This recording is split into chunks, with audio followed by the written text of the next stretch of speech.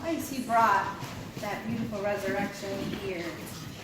The story turned out all right.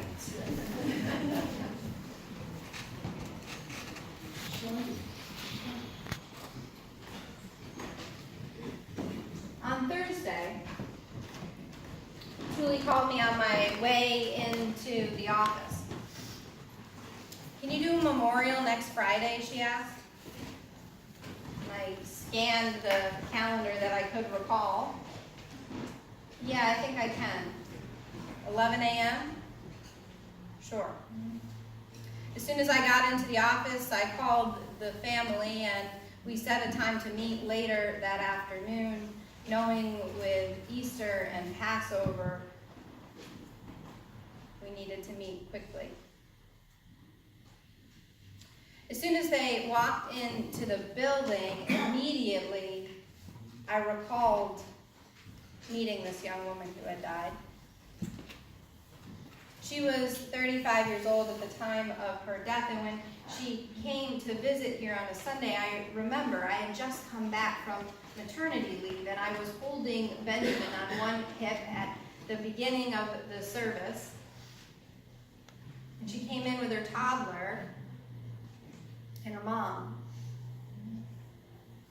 She was wearing a raspberry colored top and was just beaming, and I thought she was like any visitor that day, and I greeted her with warmth and explained about our nursery care, welcomed them in, and then went into the service.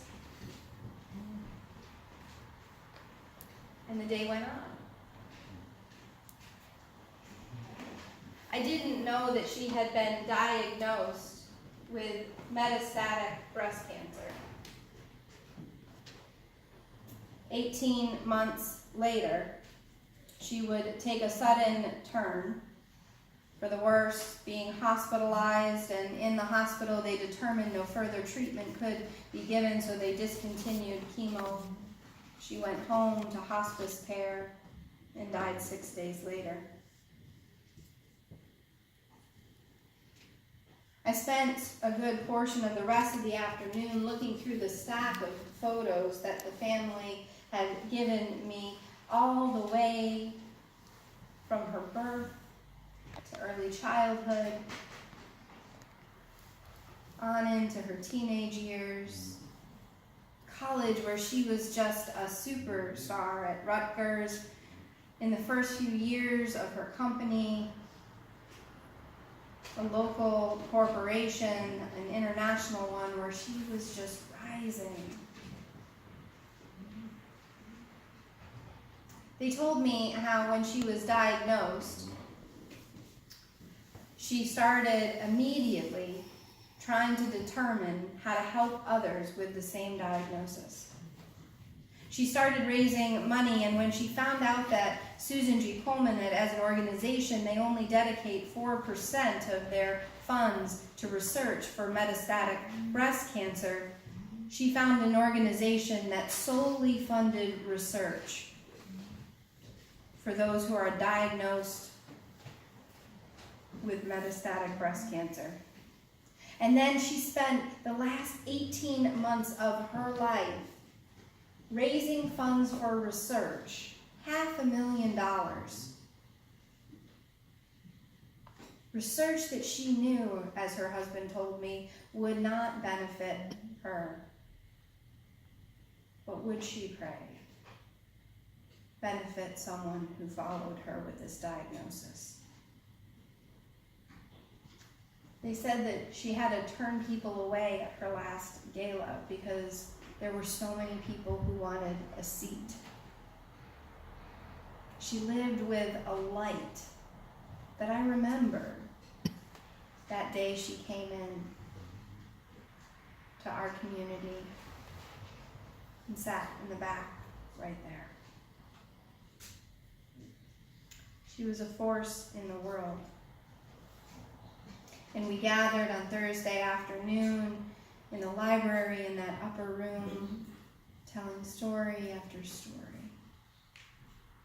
calling her presence into our midst.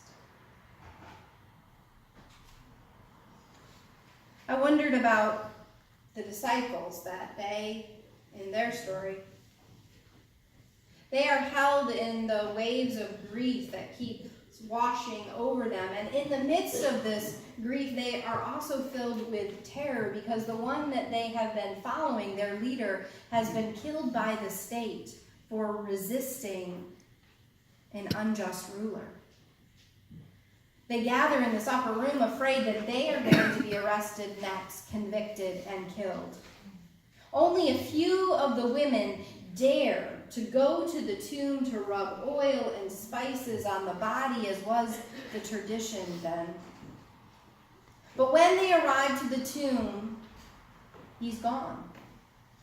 And they instantly fear the worst, that someone has stolen his body, and that they will not even be able to anoint him and say goodbye. They're so filled with grief that they don't even see the person standing before them who now has hopped onto a rock to get a little bit of attention. He's not here. The person says he's gone on. He lives. They run from that tomb in fear, not knowing what to believe, and they are running so quickly they nearly run into him. As Jesus says casually, "Hey, how are you?" Later, Jesus appears to several disciples, but even they don't know who he is, so he asks them, "How's the fishing today?" And of all the disciples, it is the one whom Jesus loved most that recognizes him first. Those who are captured in this grief and fear cannot seem to grasp his presence, but those who rest in his love instantly recognize him among them.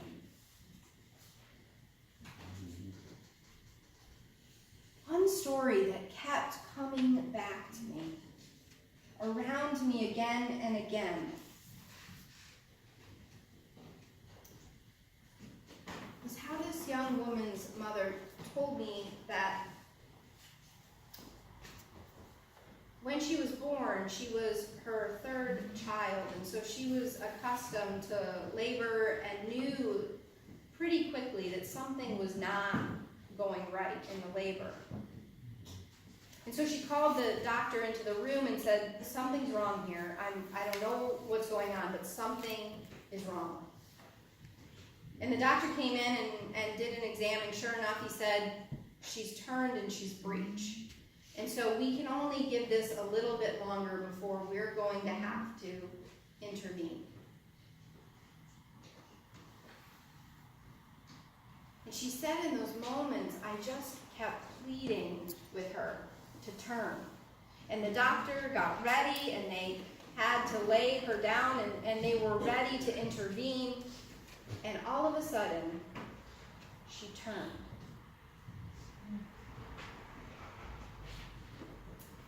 She was born, and no intervention was needed. She turned. Her mother kept saying to me on Thursday, and this stuck with me the most, all throughout her illness, all toward the end of her illness, I kept thinking, she's going to turn it around. She's going to turn it around. I know at some point she's going to turn this around.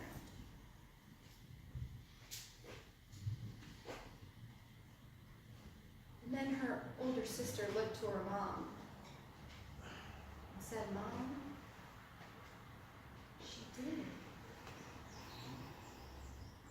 She did turn it around."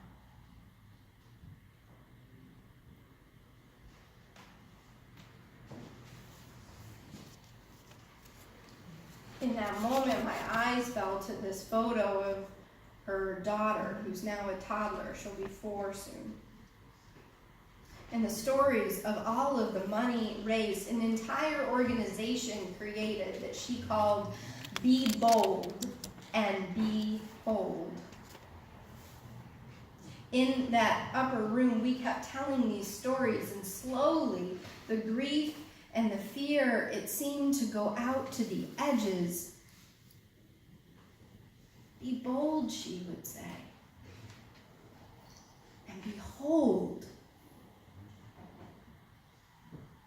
she was there in our midst.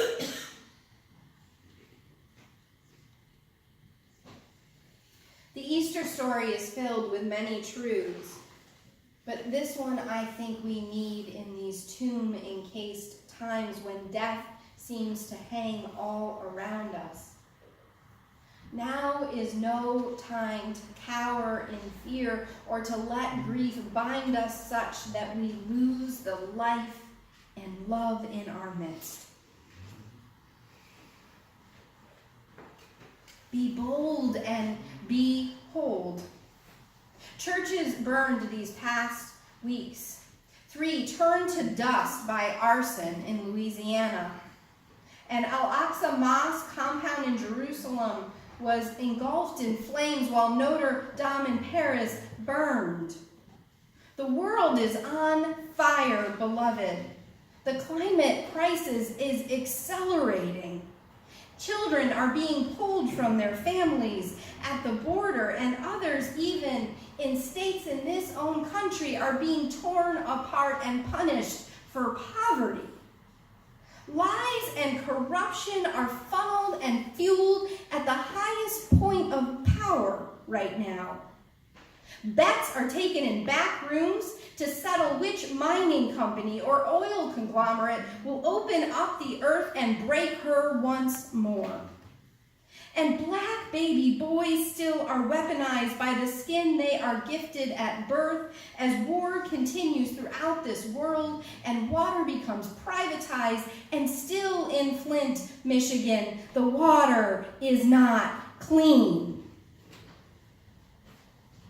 Enter into this tomb the story of a rebel, the loving friend, the one who was always a little bit bolder than the rest. Enter in the archetype of Jesus, who says in the crush of empire as his people cannot breathe, "Give me life." Who even yet on the cross, dragged and beaten, poked and mocked, offers forgiveness, and then declares, does not allow the empire to determine the moment of his death. He declares it and takes back the power they continue to try to suck out of him as he says, "It is finished." He lives on in this last plea of his life to those who loved him, "Give me life." In each new child, in each revolution around the sun, when you walk out into the world, seek me out and give me life.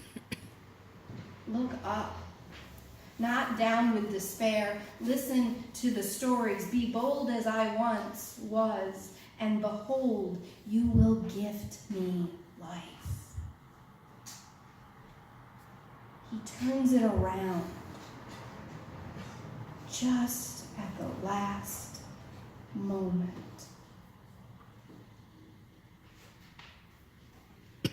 And in this, all these millennia later, we here are given the gift to choose. We can listen like those guards who were paid off. Don't believe in the story. Don't gift life. It can't be done. Take just a few pennies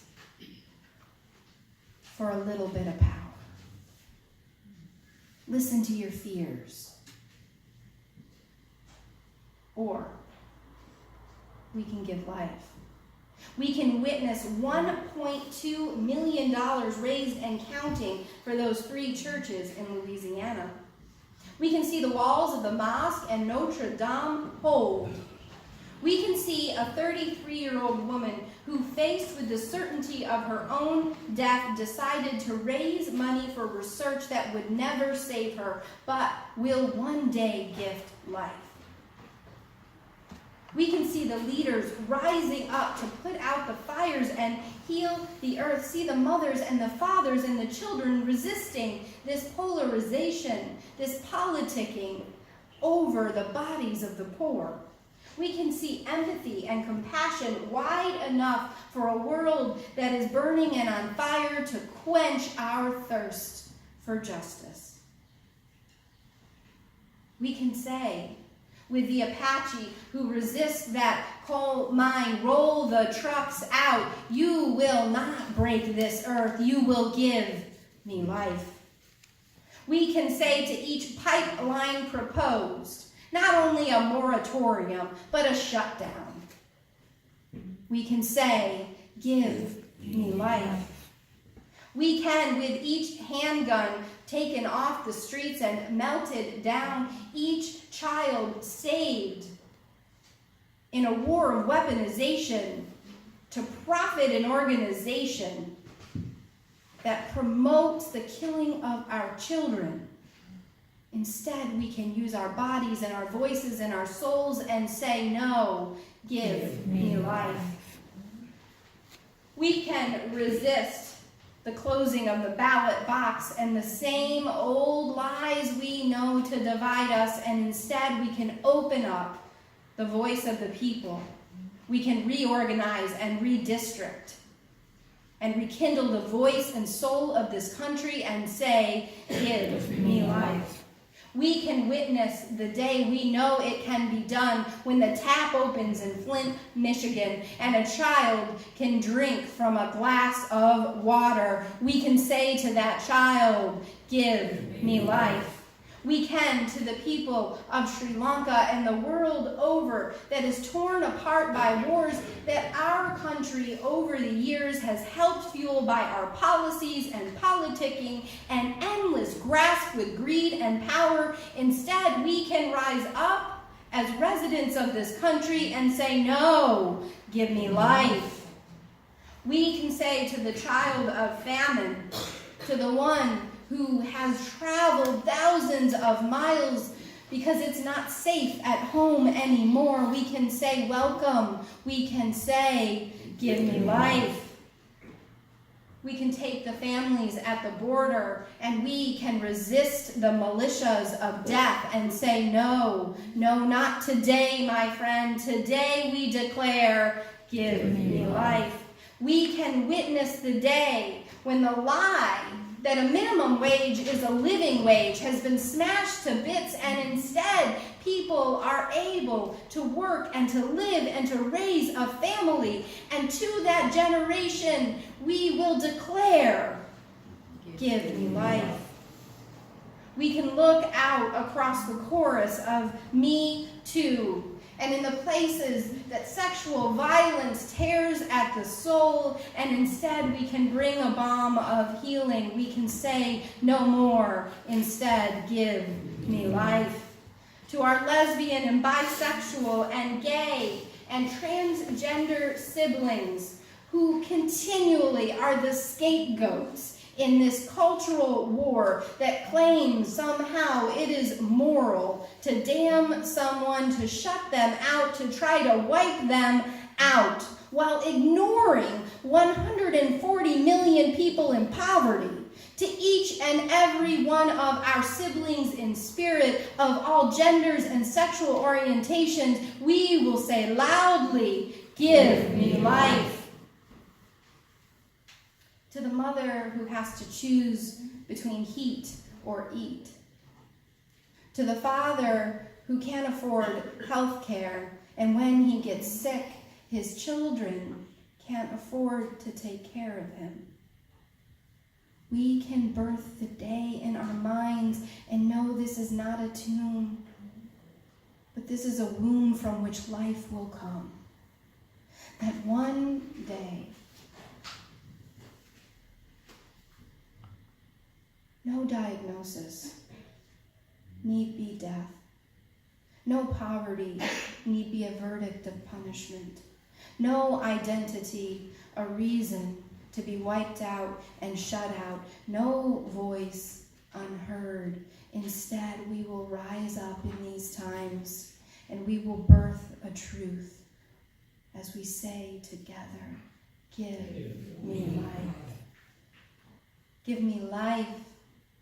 Be bold, and behold, I am with you always.